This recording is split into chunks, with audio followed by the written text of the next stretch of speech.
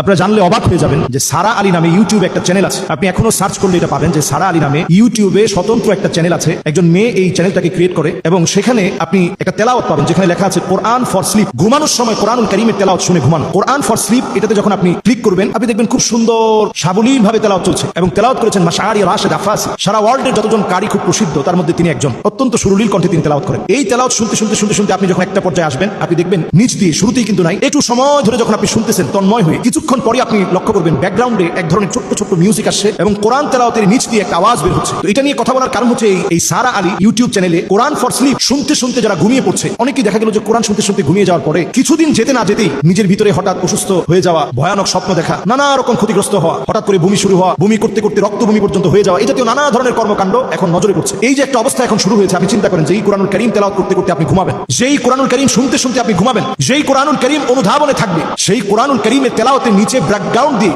দিয়ে কোরআনুল কারীমের তেলাওয়াতের নিচে ব্যাকগ্রাউন্ড ইউজ করে সেখানে মিউজিক দিয়ে শব্দ চয়নে যেগুলো দিয়ে ব্ল্যাক ম্যাজিক করা হয়, এই জাতীয় শব্দ চয়ন করে মানুষের ক্ষতি করার চেষ্টা করা হচ্ছে। এই সময়টা এখন এত ভয়াবহ সময় যখন কোরআনুল কারীমের তেলাওয়াতের ভিতরে পর্যন্ত নানাভাবে চক্রান্ত করা হবে। আর যখনই এই জাতীয় চক্রান্ত হবে তখন আমাদের দায়িত্ব হচ্ছে মানুষকে সচেতন করে দেওয়া। আমরা যারা কোরআনুল কারীমের তেলাওয়াত শুনি অথেন্টিক কোনো ইউটিউব চ্যানেল ছাড়া আমরা কোরআনুল কারীমের তেলাওয়াত শুনতে যাব না। মুস্তাশরিকিন যারা ওরিয়েন্টালিস্ট তাদের একটা দায়িত্ব হচ্ছে কোরআনুল কারীমের ভিতরে সূক্ষ্ম সূক্ষ্ম ভুলগুলো ঢুকিয়ে দেয়া। এই চক্রান্ত আপনি অনেক সময় হাফেজে কোরআন না হওয়ার কারণে, কোরআন অনেক বেশি না বোঝার কারণে আপনি ধরতে পারবেন না। কৌশল করে আপনার ভিতরে কোরআনুল কারীমের বিভিন্ন ছোট ছোট এমন বিষয় ঢুকিয়ে দিবে আপনি যেটা চিন্তাও করতে পারবেন না।